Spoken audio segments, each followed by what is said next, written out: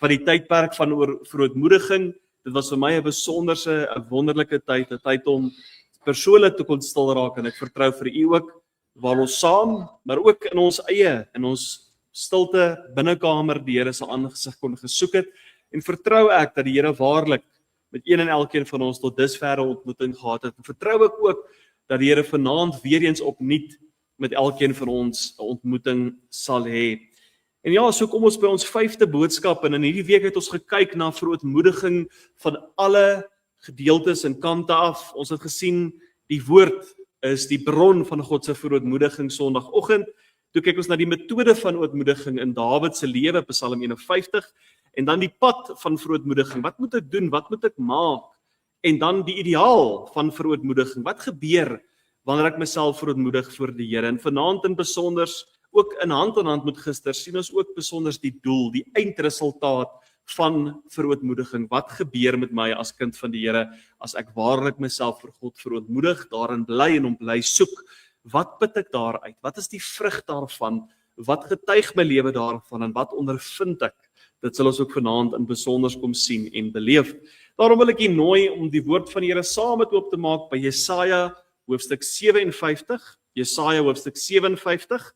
Ons gaan daar vanaf vers 14 saam lees. Die opskrif daar sê troos vir die wat neergebo is. En in die gedeelte kom praat die Here baie persoonlik en baie direk met die volk. En hier van die eerste vers tot en met die 13e, wat ons nou nie vanaand gaan lees nie, kom klaar die Here die volk aan vir hulle afgodery, vir hoe hulle fokus op ander sake, ander dinge, en op afgode begin plaas het. Hoe hulle verhouding met die Here begin afskeep het, hoe hy sekondêr, en ek wil sê self tersiêr vir hulle begin word het, in hulle prioriteitsranglys, hulle lys. En so het gebeur dat die Here waarlik buite Israel gestaan het, nie meer vir hulle God was nie. Nie omdat hy nie wou wees nie, maar omdat hulle nie meer hulle self na hom toe ontferm het nie. Maar hier vanaf vers 14 kom wys die Here sy begeerte en sy hart. En vir wie sal hy altyd 'n God bly? Al verwerp die meerderheid hom, al staan die meerderheid teen hom op, vir wie sal die Here altyd 'n God bly? Vir wie sal hy altyd 'n hand uitsteek om te help en te ondersteun, te verhoog en by te staan? En dit ondervind ons nou hier besonders vanaf vers 14 van Jesaja 57. Kom ons lees daar saam vers 14. En hulle sal sê, vul op, berei die weg, verwyder die struikelblok uit die weg van my volk. Want so sê die Hoë en Verhewe, wat in die ewigheid woon, heilig is sy naam. Ek woon in die hoogte en in die heilige plek, en by die verbryfselde en nederiges van gees, om te laat herlewe die gees van die nederiges, en te laat herlewe die hart van die verbryfseldes. Want ek sal nie vir ewig twis, en nie vir altyd toornig wees nie, want die gees sou voor my aangesig versmag, en die siele wat ek self gemaak het. Ek was toornig vanweë die ongeregtigheid van hulle hebsug, en het hulle geslaan terwyl ek my toornig verberg het. Ewenwel het ek afkering voortgegaan op hulle eie weg. Ek het hulle weë gesien, en ek sal hulle genees, en ek sal hulle lei en aan hulle weer vertroosting skenk, naamlik aan hulle treuriges. Ek skep die vrug van die lippe, vrede, vrede, vir die wat ver en vir die wat naby is. So sê die Here, en ek sal hulle genees. Maar die goddelose is soos 'n onstuimige see, want dit kan nie tot rus kom nie, en sy waters gooi sluik en modder op. Geen vrede, sê my God, vir die goddelose nie. Net tot sover 'n onfeilbare woord van die Here. Kom ons sit net so en dan verenig ons saam in gebed. Vader Here, ons eer U as die aanbiddelike God van die heelal. Vader, Seun en Heilige Gees, en ons wil saam uitroep, heilig, heilig, heilig is die Here. Want Here, U is verhewe bo alles wat die mens ken en verstaan en begryp. U heerlikheid kan ons maar net gedeeltelik aanskou en verstaan en begryp, maar U is so verhewe, so groot, en U alleen is God. En daarvoor wil ons vanaand U kom eer, al die lof en aanbidding van ons harte bring. Ons wil vir U kom dankie sê vir hierdie week, 'n tyd van afsondering, 'n tyd van stil word, 'n tyd waar ons kon inwaarts kyk en sê, Here, kom wys my in my eie lewe wat U van my af verwag, wat U van my af vra. En Here, in hierdie week is waarlik 'n week van koste bereken, om op te weeg Wat wil U in ons lewens kom doen? En wat verwag U van ons af om te betaal daarvoor? Wat is die prys? En so ook vanaand wil U vir ons kom wys dat verootmoediging gaan nie net oor vernedering en laagtes en moeilike tye nie. Maar in verootmoediging is daar vir ons vrede. In verootmoediging is daar vir ons rus en vrede. So wil ons nou vra dat U ook nou ons sal kom seën en naby ons sal wees. Ons bid dit in Jesus se heilige, kosbare en dierbare naam. Amen. Liewe vriende, vanaand wil ek graag met U praat oor die tema van verootmoediging na vreugde. Van verootmoediging na vreugde. 'n Verootmoedigingsproses is 'n baie diep tyd van inwaartse kyk. Dit is 'n omstandighede wat my self bietjie moedeloos kan maak, my self bietjie hartseer kan laat voel as ek begin raak sien, identifiseer dinge in my lewe wat nie reg is nie. Dis nie maklik om myself te verootmoedig nie, en ek kan amper voel of jy in 'n laagte, in 'n dal is, wanneer jy hierdie tyd deurgaan. Maar die wonderlike ding is dat die Here ons nie net daar in die laagte wil hê nie, maar soos ons keer op keer deur hierdie week gehoor het, dat ons jouself vir God verneder, hy sal ons op die regte tyd verhoog. En wanneer ons bereid is om onsself te verootmoedig voor God, hy daardie verootmoediging sal vervang met vreugde, blydskap en rus. En dit is wat vers 15 van ons geleesde gedeelte vir ons kom uitdruk en daarop vir ons sê. Want so sê die hoë en verhewe wat in die ewigheid woon, heilig is sy naam. Ek woon in die hoogte en is die heilige plek en by die verbryfselde en nederige van gees, om te laat herlewe die gees van die nederige en te laat herlewe die hart van die verbryfselde. Gister in besonder het ons gepraat oor hoe ons onsself moet baie keer verneder, die mindere moet maak in nederigheid. Amper tot 'n mate, maar nie daar dat mense ons moet vertrap nie. Maar nou kom sê die Here dat hy self sal in so 'n tyd ons weer verhoog en optel. Hy sal weer in ons harte kom plaas die blydskap, die vrede en die vreugde wat ons nêrens anders kan vind en nêrens anders kan kry nie. Die Here kom bied vir een vir my 'n vrede en 'n vreugde wat ons verstand te bowe gaan, wat ons nie kan vasgryp of begryp as mens nie. Hy kom stel daai vrede en vreugde in ons harte ten spyte van ons omstandighede, ten spyte van wat ons ondervind. Ons kan die moeilikste van uitdaging ondervind en nog steeds rus in my hart ondervind, want God is met my en hy self gee vir my daardie rus. Saam met dit sien ons ook, beloof die Here dat hy die een is wat ons op die regte tyd en die regte geleentheid wel daardie vrede en rus in ons hart sal kom plaas. Dit is so mooi wanneer die Here Jesus Christus vir ons beloof dat die wat getrou is, hy eendag vir hulle gesê, goed gedoen, nie my slim dienskneg nie, nie my talentvolle dienskneg nie, hy sê, goed gedoen my getroue dienskneg. En dis wat die Here ook van ons af vra, getrouheid in die maklike tye, getrouheid in die moeilike tye. In tye van verootmoediging wanneer ons neer hom buig en hy ons dan sal kom verhoog. En dit is die doel van hierdie boodskap wat vandag en vanaand duidelik na ons toe kom, om ons te bring by 'n punt waar ons nie net verootmoediging verstaan nie, maar ons kies dit. Want sonder verootmoediging sal vrede altyd broos wees en vreugde sal altyd tekort skiet. Maar ware verootmoediging lei tot innerlike vrede, innerlike vreugde met God, met die mens en baie keer met myself. En dit bring ons vanaand by ons eerste gedagte waar ons sien die vermoë om te buig word gebore uit die regte sien van God. Wat dit vir my beteken is, voor ek inwaarts kyk, voor ek by myself begin en sê, verootmoediging begin by my, kyk ek eers na die Here. Verootmoediging begin nooit by selfondersoek nie, hoor mooi. Dit begin by Gods beskouing, die regte uitkyk oor wie God is. So lank God net 'n hulpmiddel vir die mens is, of 'n byvoeging of 'n plan B, sal verootmoediging vreemd en onnodig voel. Maar wanneer God homself openbaar as die heilige, verander alles.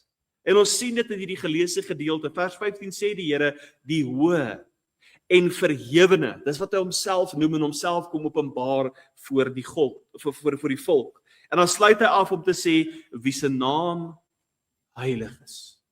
Voor die Here vir die volk sê wat hy vir hulle gaan kom doen, wat hy vir hulle kom maak, wat hy vir hulle af verwag, kom openbaar hy homself aan hierdie volk. Nou kan ons by onsself sê en redeneer, maar die volk ken tog die Here, dit is sy volk, vir wie hy geroep het. Hy het vir hulle die naam Israel gegee. Hy het hierdie volk jare deur kom lei, deur die Rooi See, deur die woestyn vir 40 jaar in die beloofde land. Keer op keer het hy vir hulle voorsien, deur wonderwerke het hy vir hulle gesorg. Waarom is dit nodig dat God homself hier nou weer, nog 'n keer, vir die volk moet kom openbaar en verklaar wie hy is? Want die mens vergeet so gou. Ag liewe vriende, dis eintlik hartseer om te sien hoe parallel loop ons eie Afrikaanse geskiedenis met Israelse geskiedenis. Nie in tydsvorde nie, ons het baie later as hulle nou gekom, maar in waar ons deur is, wat ons ondervind het, die wonderwerke wat ons eie volk beleef het, waar God ingegryp het. Vat me na die slag van Bloedrivier, waar ons almal heel waarskynlik nie sou gesit het as die Here nie daar ingegryp het en voorsien het. Vat toe ons, net soos Israel, op 'n tyd 'n godvreesende nasie was, wat die Here gevolg het, geken het en gedien het, waar 'n winkel nie sou gedurf het op 'n Sondag oop wees nie, waar iemand nie sou gedurf het om Sondag op die strate rond te loop nie, maar elkeen die aangesig van God gesoek het. En dan kyk ons vandag, dieselfde volk wat die wonderwerk in die kragtige hand van God beleef het, dieselfde volk wat so godsdienstig groot geword het, want dit is deel van ons DNA, godsdienstigheid. Dit kom in die eeue deur ons oumas en oupas, almal wat die Here geken, gedien en gevolg het.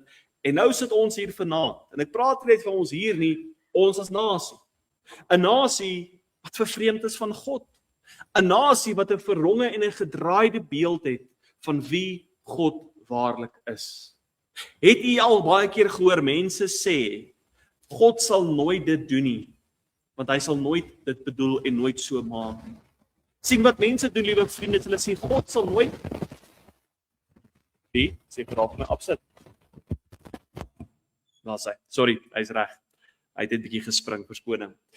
Baie mense sal sê dat die Here sal nooit toelaat dat slegte goed met my gebeur nie, want hy het my lief. Hulle maak hulle eie afleiding en hulle pas God by hulle raamwerk aan. En weet jy wat doen ons inderdaad wanneer ons dit doen? Ons skep vir ons eie God. Want ons verander van wat die woord vir ons sê wie God is, hoe hy homself openbaar, hoe hy homself verklaar. Maar as dit praat dat God is toornig, hy haat sonde en dat hy sonde straf, en dit pas nie by my raamwerk in nie, dan kies ek om oor daardie gedeeltes te lees, net van die goeie te praat, net die goeie te lees, net die goeie te bid en die goeie te wil spreek. En eintlik en inderdaad skep ek vir my eie God, wanneer ek sê, Here, pas by my aan. En daarom kom die Here vanaand, ook hier by u en my tot stilstand, en hy kom openbaar opnuut weer vir ons, wie hy is. God beskryf homself hier as bo tyd. Hy sê hy is die ewige God. Hy staan buite tyd. Wanneer ons praat van die Here Jesus Christus se menswording, het hy nie net eers daar begin ontstaan nie. Nee, die Here sê in die begin was die woord was by God en die woord was God. En deur die woord het alles tot stand gekom. Christus self is die begin, hy is die alfa en die omega, die begin en einde van alles. Die mensdom, die skepping het 'n begin en dit sal 'n einde hê, maar God self het geen begin en geen einde nie. Buite dat hy nie 'n begin en 'n einde het nie, staan hy buite tyd, wat dit vanaand vir u en vir my beteken. Hoor mooi hierdie stelling. Ons toekoms is vir God 'n gedagtenis. Hy's klaar daar. Dis hoekom die woord vir ons openbaar en dit sê dat die werking van die kruis, Christus is gekruisig voor die grondlegging van die aarde. Dan dink ons, hoe kan dit moontlik wees? Hoe kon die kruisiging plaasvind voor die aarde geskape is? Want God kyk dit buite die tyd. Daarom selfs dat die volk was nie gered deur offers in hulle dade nie, maar hulle het vooruit gekyk na die kruisiging wat sou plaasgevind het. Vanaand kyk ons terug na die kruis en wat dit vir ons inhou en voorhou. Maar dit verklaar vir ons 'n attribuut wat God maak. Geen ander wese, geen ander skepping, geen ander persoon is buite tyd nie. Nie die mens nie, nie die engele nie, nie die Satan nie, maar God alleen. Saam met dit sê hy nie hy is die ewige nie, hy noem homself ook, hy is bo alles, die hoë en verhewe. Die woord wat die skrif keer op keer gebruik is soewerein. Sovereign, sê die Engels. Soewereiniteit beteken God het geen kompetisie nie. Hy het geen opvolger nie en hy het geen tweede nie. Daar is niemand wat hom gaan oorneem of oorvat of sy troon en posisie in dreig stel nie. Hy is die mees verhewe, hoogste en sal vir altyd wees. Daar is niemand wat eer naby aan sy eer en heerlikheid, krag en mag kan kom nie. En dit is hierdie God wat kies om neer te daal tot die mens en homself aan almal te kom openbaar. Saam met dit sê hy ook wie se naam heilig is. Hy wys hy is moreel volmaak en perfek. Hy is heilig. Wanneer ons praat van ons moet heilig word en ons streef na heiligmaking, is dit nie ons eie heiligheid wat ons bekom of vasvang of kry nie. Dit is eenvoudig die weerspieëling in my lewe van God se heiligheid, want hy en hy alleen is heilig. En enige heiligheid wat ek ondervind, enige heiligheid waarin ek lewe, is eenvoudig die refleksie van God wat inslag in my lewe gekry het. Hy is alles wat goed en reg is. Hy het bepaal dit wat hy van ons al verwag, sy wil geopenbaar en hy gee vir ons die geleentheid om daarin te wandel. Dit beteken vanaand vir een vir my dat die Here onderhandel met niks en met niemand nie. Hy sê nie as jy so maak sal ek as God vir jou so wees en optree nie. Die Here onderhandel nie om te sê as jy sal ek nie. Maar die Here stel sy duidelike standaard van wie hy is. Hy openbaar homself aan die mens as 'n oproep en 'n besef dat my manier van dink, my kultuur, my agtergrond, hoe ek groot geword het, al hierdie dinge moet ek eenkant sit en ek moet waarlik opnuut kyk en besef van wie God is. Voor ek inwaarts kan kyk om te sê, waar moet ek verander, waar moet ek die Here inslag in my lewe gee, moet ek eers waarlik besef wie God is. En liewe vriende, ek wil vir u sê, is ons vir jare gered. Al stap ons 'n jare pad saam met die Here, ontdek ons elke dag opnuut en in dieper verstand van wie die grootte God van die heelal is. En ons spandeer ons 10 lewensspanne saam om God te leer ken en te verstaan, sal dit nie genoeg wees op hierdie aarde nie. Maar hoe meer ek van God in my lewe verstaan en begryp, hoe meer ek die koste van die kruis en die lewe van Christus raak sien en besef, hoe meer sal ek besef die nood aan my eie onderwerping aan hom. Jesaja is vir ons 'n goeie voorbeeld hiervan, dieselfde profeet wat hier skryf. In Jesaja hoofstuk 6, toe God aan hom verskyn met die seras wat uitroep, heilig, heilig, heilig is die Here. Toe kon hierdie man geen woorde van selfregverdiging gee nie. Geen verklaring van Here, ek is 'n verkorene profeet van U nie. Al wat daardie man kon doen is op sy aangesig val met die besef van hoe groot en almagtig God is. Kyk, keer op keer wanneer God aan die mens verskyn het, val hy op sy aangesig neer. Hierdie is nie 'n val in die gees, 'n vreemde ding wat gebeur nie. Hierdie is die mens wat tot sy knieë buig, want hy het nie 'n keuse nie. Hy kan nie voor die heilige God van die heelal staan nie. Hy buig sy knieë daar in die besef van wie God waarlik is. En liewe vriende, hoe meer inslag ons in ons lewens kry, hoe beter ek en u God leer ken en verstaan, hoe meer en meer sal ons op die knie in ons lewens begin buig. Om te kan sê, Here, nogtans nie my wil nie, maar u wil. Maar dit begin deur 'n begeerte in my hart om te sê, Here, openbaar u self aan my. Kom wys vir my wie u waarlik is. En ek sal u neem net soos u is. Ek sal u volg net soos u is. Ek sal nie die Here probeer verander of maak aanpas by my nie, maar ek sal by hom aanpas. Psalm 99 vers 9. Verhef die Here ons God en buig julle neer voor sy heilige berg, want heilig is die Here ons God. Wanneer 'n mens onverwags voor 'n groot geleentheid of 'n heilige, ek wil sê plek of toestand is, 'n hofsaal, 'n graf, 'n berg, verander ons houding iewes skielik en ons pas aan by die nodige tyding en manier van optree soos ons moet. En wanneer God sy teenwoordigheid in jou en my kom openbaar, bring dit ons tot soveel hoër en groter geval. Ons besef waarmee ons nou gekonfronteer word. Vanaand word ons nie gekonfronteer maar net met 'n mooi boodskap. Vanaand word ons nie gekonfronteer maar met 'n dominee wat sy gemeente wil aanvat of afspreek nie, maar vanaand word ons almal saam gekonfronteer met die heilige ewige, verhewe God van die heelal. Waarom? Want ons kyk wie sy woord sê hy is, wie hy self homself aan ons kom verklaar. Baie mense sukkel nie met geloof nie, hulle sukkel met onsag. Sonder onsag vir God word verontmoediging 'n opsie. Maar wanneer ek besef wie God waarlik is, sien ek die kardinale belang en nood in ons lewens vir verootmoediging. En sonder verootmoediging verdwyn vrede en vreugde uit my lewe uit. So om my en u te bring op 'n plek van vreugde, om my en u te bring op 'n plek van rus, moet dit begin by verootmoediging. Maar voordat hy verootmoediging begin, waar ek inwaarts kyk, moet ek vanaand eers weer opwaarts kyk. Eers weer opnuut besef, of dalk vir die eerste keer waarlik ingryp, wie die grootte God is wat ek en u aanbid, volg en dien.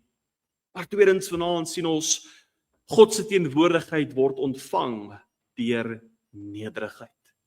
Nie deur status nie deur my optrede of my handeling nie, deur nederigheid. Ook daar in vers 15, na die Here sê, want so sê die hoë en verhewe in die ewige troon, heilig is sy naam, ek woon in die hoogte, en hoor mooi, en in die heilige plek, en by die verblyfselende, en die nederige van gees, by die verblyfselende nederig van gees, om te laat herlewe die gees van die nederige, en herlewe die hart van die verblyfselende. So God sê, hy wat verhewe, hoog bo alles is, kom buig hom neer, nie tot almal nie tot enige iemand nie, tot die wat verblyfsel is, die wat nederig van hart is, die wat swak voor hom kom neerkniel en sy tekortkoming erken voor God. Ons lees in Psalm 51 vers 19, God versag nie die verblyfselende hart nie. En Jakobus 4 vers 6 wat ek wil sê, eintlik maar ons tema vers kan wees vir die verootmoediging, waar dit sê, God weerstaan die hoogmoediges, maar aan die nederiges, aan die wat laag vir hom kom buig, vir hulle gee hy vrede en rus. Hy kom verhoog ons en verhef ons op die regte tyd. Hier toon die Here ons iets wat teen alle menslike logika ingaan. God sê nie hy woon by die suksesvolste nie, hy sê nie hy woon by die sterkste nie, maar hy is by die verblyfsel, die wat laag en nederig voor hom is, die wat dalk deur die wêreld vertrap word, die wat dalk deur die samelewing as minderwaardig en kleiner beskou word. Hy is by hulle. Hy is vir hierdie wat bereid is om nie vir hulle eie reg op te staan en te beklei en te stry teen die wêreld nie, maar die wat bereid is om te buig voor sy nederige, of buig as nederige voor die verhewe God van die heelal. Ons wil baie keer ons eie regsaak staan, self ons sake uitsorteer, self beklei, self stry en self oplos. En as ons weer sien, dan hardloop ons in 'n muur vas, ons brand ons vingers en dan sê ons, Here help. Eers wanneer ons amper te ver in die situasie is, verongeluk het, nou wil ons terugkeer. Die Here roep vir nederigheid in ons lewens, afhanklikheid is soeke na hom, om hom eerste te plaas en voor hom neer te buig. Want wanneer ek bereid is om met so 'n gemoed, so 'n gees, en van gister so 'n gesindheid aan die Here toe te kom, sal ek sy teenwoordigheid beleef. Die teenwoordigheid van die Here, liewe vriende, is veel meer as net God wat tot ons neerdal. Die teenwoordigheid van God dryf die planne en die werking van Satan uit. Die teenwoordigheid van God bring rus en vrede ten spyte van omstandighede. Die teenwoordigheid van God bring 'n kalmte wat ons met vrymoedigheid laat staan op sy beloftes. Die teenwoordigheid van God bring ons dieper en laer op ons aangesig om te besef met wie ons te doen het. As ons vanaand die Here se teenwoordigheid wil beleef, as ek wil ondervind dat die Here in hierdie week, in hierdie jaar vir my iets moet kom doen in my lewe, begin dit deur 'n nederige onderwerping aan hom. En nie vra vir die Here vir dinge en sake en planne nie, maar om te begeer na een ding en een ding alleen, en dit is God self. Nie Here, ek begeer hierdie of daardie nie, ek begeer U. In Psalm 73, roep Asaf uit. Hy is kwaad in sy gemoed, want dit gaan goed met die goddelose en dit gaan sleg met hom wat God dien. En na Asaf eintlik wakker skrik en besef die nydigheid, die jaloesie en die kwaad wat in sy hart was, en hy weer opnuut vir God kom neerbuig, sê hy in Psalm 73 vers 25, weet ek buiten U in die hemel, en buiten U begeer ek ook niks nie. Dit is die plek waar God vir U en vir my vanaand wil bring. Op 'n plek wat sê, Here, ek begeer nie sake en dinge en die goed van die wêreld nie, ek begeer U self. Meer van Christus, meer van U in my lewe, meer wil ek U ondervind en beleef en raak sien. Die woord verklaar vir ons, sonder heiligmaking sal niemand God sien nie. Dit praat nie van ons saligheid eendag in die hemel nie, maar sonder heiligmaking sal ek en nie God ondervind in ons daaglikse lewe nie. Ons sal hom nie ondervind in sy woord nie. Ons sal hom nie ondervind in tye van verdriet en bekommernis en vrees nie. Ons sal hom nie vind op die hoogte van die berg of in die laagte van die dal nie. Maar wanneer ek in nederigheid voor God buig, myself oopstel vir sy werking in my lewe, wanneer ek waarlik God soek vir heiligmaking, sal ek hom vind, sal ek hom sien en aanskou, nie net my oë nie, maar met my hart sal ek ondervind dat hy naby is. Wanneer ek nederig voor God buig hy tot my neer en ek kom help my en bied vreugde vir my in my omstandighede. 'n Geslote deur kan die reën nie keer nie, maar dit kan dit ook nie ontvang nie. Net 'n oop deur laat iets binne. Is ek vanaand bereid om so oop vir die Here te wees? My hart opnuut vir hom oop te stel dat hy in my lewe kan kom werk. Ons het gister gepraat oor die 7de gemeente in Openbaring, die gemeente van Laodicense. En die Here sê daar vir haar dieselfde gemeente iets baie groot en belangrik. Kyk, ek staan by die deur en ek klop. En wat ek nie moet verstaan, liewe vriende, alhoewel ons dit baie keer wil toepas, die Here staan by die ongeredde persoon se hartsdeur en hy klop, definitief. Praat die Here hier met 'n kerk, hy praat met 'n gemeente, hy praat met kinders van die Here, wat weens hulle eie begeerte, bedrieglikheid van hulle hart en invloed van die wêreld, alles in die kerk begin inlaat het, en hulle lewens begin inlaat het, en wat het gebeur? Hulle die Here by die deur begin uitforceer. En dan staan Christus buite daardie lewe, buite daardie kerk, en hy skree nie, hy gil nie, hy beklei nie, maar hy klop. En dalk sit u vanaand in daardie selfde omstandighede. Dalk het u toegelaat dat omstandighede, sake en dinge in die eie lewe, die gejaag van die wêreld, die gedruis van ander se begeertes en behoeftes, toegelaat dat hierdie dinge u hart begin vul het. En vanaand kom roep die Here opnuut, wil jy my teenwoordigheid beleef? Wil jy my begin raak sien in jou daaglikse lewe? Wil jy my ondervind in elke aspek van jou lewe? Maak weer die deur oop. Dryf jaag daardie dinge wat nie behoort uit my lewe uit, en maak die deure vir Christus oop. Want wat beloof hy vir die wat die deure kom oopmaak? Hy sal inkom, en hy sal saam met ons 'n feesmaal hou. Wat is 'n feesmaal? Is dit 'n hartseer geleentheid? Nee. By 'n feesmaal is daar vreugde en blydskap. Daar is iets om te vier, daar is iets om oor bly te wees.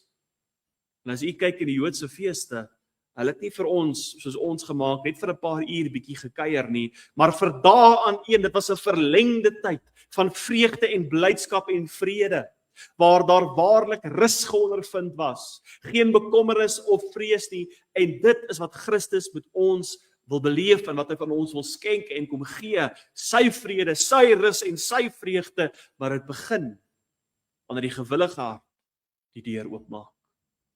Elke daardie deur al bietjie begin vasroes of begin swel in ons lewens. Hy skop vas, hy sukkel. Maar as dit vanaand vra dat ek en u daardie deure moet afskop in ons lewens, daardie dinge verwyder wat God nie eer nie, om net weer stil te begin raak, te vergeet van die gejaag, die gedruis, die gebeure van die wêreld. Sê Here, vanaand net weer vir u kom vra, kom maak daardie hartsteure van my oop. Kom weer opnuut in my lewe, dat ek u kan ondervind en beleef en weet u is naby. En laastens vanaand, liewe vriende, sien ons waar God woon, bring hy vreugde en herstel. In hierdie gedeelte sien ons ook sê die Here om die gees van die nederiges lewend te maak. Dit is wat hy wil kom bewerk en dit wat hy wil kom doen. In Jesaja 57 sien ons, die volk het hom verwerp, hulle het hom weggestoot, maar die Here het nie vergeet tot die handjie vol van getrou is, die nederig is wat te bowe gebreke was. Hy kom weer en hy sê vir julle sal ek herstel bring. Vir julle sal ek genesing bring. Vir julle kom bring ek my vrede en my vreugde. Dit is wat hy beloof. Hy sê daar in vers 19, ek skep die vrug van die lippe, vrede, vrede, vir die wat ver en die wat naby is, sê die Here, ek sal hulle genees. Dan kry ons hier eintlik 'n mooi kontras, vir die wat God soek, vir die wat hulle hartsteer vir hom oopmaak, hy bied vir hulle genesing, hy bied vir hulle vrede, hy bied vir hulle rus. Maar vir die wat kies om hardkoppig en hardnekkig te wees, te skop teen die prikkels, te staan teen God se waarheid, sê hy in vers 20 en 21, maar die goddelose is soos 'n onstuimige see, want dit kan nie tot rus kom nie, en sy waters gooi slyk en modder uit. Vuil goed, slegte dinge. Ja, vers 21, geen vrede, sê my God, vir die goddelose. Hier sien ons duidelik die kontras. Wil ek God se vrede en vreugde beleef? Wil ek dit ondervind in my lewe? Wel dan behoort ek nie soos die volk van Israel te maak. Dan moet ek nie myself bepaal by my eie sake en my dinge, wat is vir my belangrik, wat is vir my groot en wat is vir my tot my voordeel. Maar eerder soos die wat nederige van hart is, wat buig, wat laag voor God kom, wat hulle harte oopstel vir sy werking om hom te beleef en te ondervind. God se teenwoordigheid is nie 'n ding wat ons kan net in ons lewens outomaties ondervind te beleef wanneer ons wil soos ons dit wil hê nie, maar dit transformeer my, dit verander my wanneer ek nederig voor hom buig. Waar hy woon, begin hy werk aan die wat die mensie kan regmaak nie, aan dinge wat gebroke is, wat dokters en sielkundiges en geen medikasie vir my kan bied nie, kom bied hy genesing. Vir daardie dinge en sake wat my laat stres en bekommernis en vrees in my lewe veroorsaak, vir daardie dinge wat die angs en die hartkloppings bring, vir dit bring hy rus. Dit is wat sy teenwoordigheid in my lewe bewerk. Hy bring herstel van dit wat stikkend is, dit wat seer gemaak het, dit wat 'n litmerk of 'n litteken op my liggaam en in my hart gebring het, kom maak hy heel.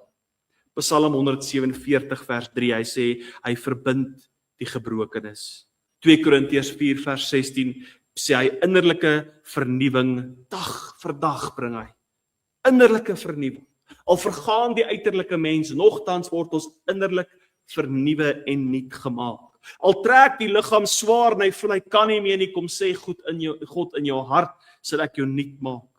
Soos 'n droë stuk grond nie self reën kan maak nie, so kan die mens self nie sy geestelike lewe produseer dat daar vreugde en vrede is. Vrede en vreugde gebeur net wanneer ons meer glimlag of sê kom ek wees bietjie meer positief nie. Vrede en vreugde is iets wat God alleen in my hart bewerk wanneer ek myself daarvoor opstel.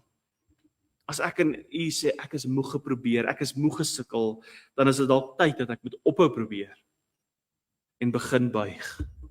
Begin oopmaak vir die werking van die Here in my lewe. Weer vir hom die geleentheid gee om in ons harte te kom werk. Ek besef ek het gesê laaste punt, punt 3. Dan laastens vanaand sien ons, God se herstel loop uit op vreugde en vrede. Later na die vers sien ons die woorde, en die hart van die verbryfselindes sal hy verkoop. Ons kry die pragtige woorde ook in Jesaja, maar die wat op die Here wag, kry nuwe krag. Hulle vaar op die vleuels van die arende, hulle hardloop en word nie moeg nie, hulle wandel en word nie mat nie. Wat sê daardie vers vir een vir my? Sê daardie vers dat daar nooit uitdagings, bekommernisse en vrese sal wees nie? Nee. Dit sê dat ten spyte van uitdagings, ten spyte van bekommernisse, ten spyte van vreugde, stel die Here my in staat om te kan hardloop en nie moeg te word nie, te kan wandel en nie mat te word nie. Dat hy my kom stel op die vlerke van die aarde, dat ek hoog en verhewe word deur hom, dat ek uitgelig word uit my omstandighede, nie afgetrek word in 'n put van depressie en moedeloosheid nie, maar dat ek kan staan op sy beloftes en weet hy voorsien.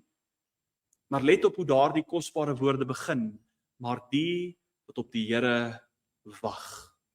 En dis woorde wat ons so verkeerd verstaan, beteken wag, ek moet in my arms vou en gaan terugsit, en die Here sal sê wanneer die tyd reg is, nee. Die Engels stel dit mooi, I must be a waiter Dink wanneer ons gaan uit eet, dan het ons ook 'n kelner, 'n waiter soos ons sê in Engels. En wat doen daardie waiter? Gaan sit hy agter die kombuis en hy kuier en gesels en wanneer hy nou reg is, kom hy na die tafel en sê, is daar nog iets wat julle soek? Nee. Hy staan gereed en op sy pos. En as die kliënt sy hand sou lig om te sê ek is gereed, reageer hy. So vra die Here ook vir u en vir my, nie om uit my eie uit te reageer en te praat en te doen en op te tree nie, maar om aktief te wag. Dit klink amper soos 'n botsing of 'n teen mekaar plante, oksimoron, né? Om aktief te wag. Maar 'n aktiewe verwagting sê, Here, ek vind afhanklikheid van u. Ek wag en ek kyk en ek soek vir u en ek reageer wanneer u sê ek moet reageer. Ek handel en wandel wanneer u sê ek moet handel en wandel. Vreugde is nie afwesigheid van probleme nie, dis die teenwoordigheid van God. En as ek God wil beleef in my lewe, moet ek hom innooi en hom die eerste plek in my lewe maak. Psalm 16 vers 11 sê, u sal my die pad van die lewe bekend maak. Versadiging en vreugde is voor u aangesig. Lieflik is u regterhand vir ewig. Romeine 15 vers 13. En mag die God van hoop julle vervul. Hoor my, God vul ons. Met wat? Met alle blydskap en vrede deur die geloof, dat hy oorvloedig kan wees in die hoop deur die krag van die Heilige Gees. Johannes 15 vers 11. Dit het ek vir julle gesê, dat my blydskap in julle kan bly en julle blydskap volkome kan wees. Weet jy wat beteken die woord volkome? Dis dieselfde in die Grieks as wat ons sal praat van versadig. Wanneer ons genoeg het, sê ons ek is versadig, ek het genoeg geëet. Ek het nie nog nodig nie. Die Here weet vanaand wat ons behoefte is. Hy weet wat ons nodig het. Hy weet waar kort ons vanaand vrede. Hy weet waarvan kort ons vanaand rus. Hy weet waar kort ons die blydskap in ons lewens in hierdie tyd. En hy bied vir ons dit uit 'n onuitputlike bron uit, homself. Om ons te versadig, om ons te bevredig, dat ons volkome by hom dit kan ontvang.